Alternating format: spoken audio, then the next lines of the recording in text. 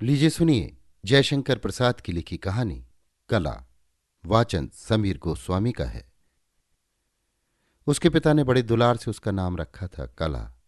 नवीन इंदु कला सी वो आलोकमयी और आंखों की प्यास बुझाने वाली थी। विद्यालय में सबकी दृष्टि उस सरल बालिका की ओर घूम जाती थी, परंतु रूपनाथ और रसदेव उसके विशेष भक्त थे। कला भी कभी कभी उन्हीं दोनों से बोलती थी, अन्यथा वो एक सुंदर नीरवता ही बनी रहती। तीनों एक दूसरे से प्रेम करते थे, फिर भी उनमें डाह थी। वे एक दूसरे को अधिकाधिक अपनी ओर आकर्षित देखना चाहते थे। छात्रावास में और बालकों से उनका सौहार्द नहीं। दूसरे बालक और बालिकाएं आपस में इन तीनों की चर्चा करती। कोई कहता, कला तो इधर आंख उठाकर देखती भी नहीं। दूसरा कहता, रूपनाथ सुंदर तो है किंतु बड़ा कठोर। तीसरा कहता, रसदेव पागल है, उसके भीतर न जाने कितनी हलचल है, उसकी आंखों में निश्चल अनुराग है, पर कला को जैसे सबसे अधिक प्यार करता है। उन तीनों को इधर ध्यान देने का अवकाश नहीं। वे छात्रावास की फुलवारी में अपनी धुन में मस्त विचरते थे। सामने गुलाब के फूल पर एक नीली तितली बैठी थी। कला उधर देखकर गुनगुना रही थी। उसकी सजन स्वर लहरी अवगुंठित हो रही थी। पतले पतले अधरों से बना हुआ छोटे से मुंह का अवगुंठन उसे ढकने में असमर्थ था। रूप एकटक देख रहा था और रस नीले आकाश में आंखें गड़ाकर उस गुंजार की मधुर श्रुति में कांप रहा था। रूप ने कहा, आह कला, जब तुम गुनगुनाने लगती हो तब तुम्हारे अधरों में कितनी लहरें खेलती हैं। भवें जैसे अभिव्यक्ति के मंच पर चढ़ती उतरती कितनी अमिट रेखाएं हृदय पर बना देती हैं।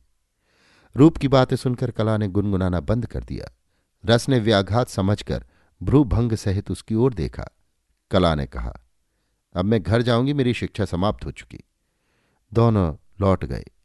रूप ने कहा, मैं तुम्हारा चित्र बनाकर उसकी पूजा करूंगा। रस ने कहा, भला तुम्हें कभी भूल सकता हूं। कला चली गई। एक दिन वसंत के गुलाब खिले थे। सुरभि से छात्रावास का उद्यान भर रहा था। रूपनाथ और रसदेव बैठे हुए कला की बातें कर रहे थे। रूपनाथ ने कहा, उसका रूप कितना सुंदर है। रसदेव ने कहा, और उसके हृदय के सौंदर्य का तो तुम्हें ध्यान ही नहीं। हृदय का सौंदर्य ही तो आकृति ग्रहण करता है, तभी मनोहरता रूप में आती है। परंतु कभी कभी हृदय की अवस्था आकृति से नहीं खुलती, आंखें धोखा खाती हैं। मैं रूप से हृदय की गहराई नाप लूंगा। रसदेव, तुम जानते हो कि मैं रेखा विज्ञान में कुशल हूं। मैं चित्र बनाकर उसे जब चाहूंगा प्रत्यक्ष कर लूंगा। उसका वियोग मेरे लिए कुछ भी नहीं है। आह रूपनाथ, तुम्हारी आकांक्षा साधन सापेक्ष है। भीतर की वस्तु को बाहर लाकर संसार की दूषित वायु से उसे नष्ट होने के लिए। चुप रहो, तुम मन ही मन गुनगुनाया करो। कुछ है भी तुम्हारे हृदय में? कुछ खोलकर कहे या दिखला सकते हो? कहकर रूपनाथ उठकर जाने लगा। शुद्ध होकर उसका कंधा पीछे से पकड़ते हुए रसदेव ने कहा, तो मैं उसकी उपासना करने में असमर्थ हूं। रूपनाथ अवहेलना में देखता हुआ मुस्कुराता चला गया। काल के विंशखल पवन ने उन तीनों को जगत के अंचल पर बिखेर दिया, पर वे सदैव एक दूसरे को स्मरण करते रहे।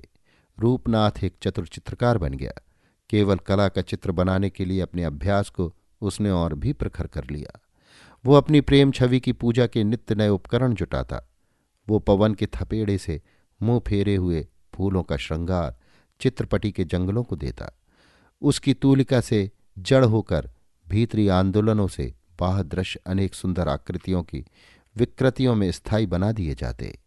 उसकी बड़ी ख्याति थी, फिर भी उसका गर्वस्फीत सिर अपनी चित्रशाला में आकर न जाने क्यों नीचे झुक जाता। वो अपने अभाव को जानता था, पर किसी से कहता न था। वो आज भी कला का अपने मनुकूल चित्र नहीं बना पाया। रसदेव का जीवन नीरव निकुंजों में बीत रहा था। वो चुपचाप रहता, नदी तट पर बैठे हुए उस पार की हरियाली देखते देखते अंधकार का पर्दा खींच लेना, यही उसकी दिनचर्या थी। और नक्षत्रमाला सुशोभित गगन के नीचे आवाक निस्पंद पड़े हुए सकूतूहल आंखों से जिज्ञासा करती उसकी रात्रिचर्या। कुछ संगीतों की असंगति और कुछ अस्पष्ट छाया उसके हृदय की निधि थी, पर लोग उसे निकम्मा, पागल और आलसी कहते। एकाएक रजनी में सरिता कलोल करती हुई बही जा रही थी। रसदेव ने कल्पना के नेत्रों से देखा।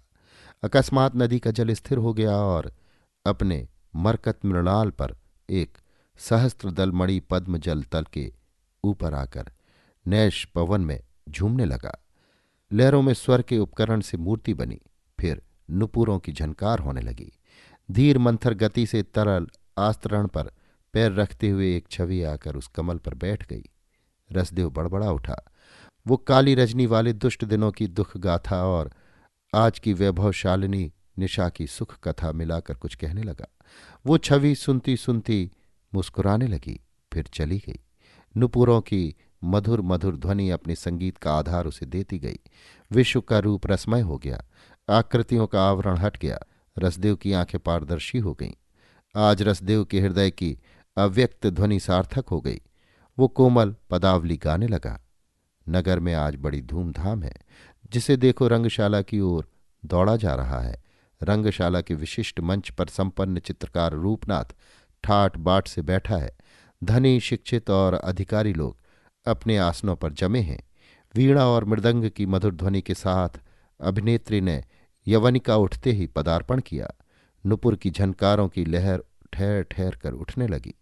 उंगली और कलाई, कांटे और बाहुमूल स्वर की मरोड़ से बल खा रहे थे। लोगों ने कहा, देखने की वस्तु आज ही दिखलाई पड़ी। जीवन का सबसे बड़ा लाभ आज ही मिला। कितने सहृदय अपने उछलते हुए हृदय को हाथों से दबाए थे। शालीनता उनके लिए विपत्ति बन गई थी। चित्रकार का अंधभक्त धन कुबेर भी पास ही बैठा था। उसने कहा, रूपनाथ, इसका एक सुंदर चित्र बनाकर तुम मुझे दे सकोगे?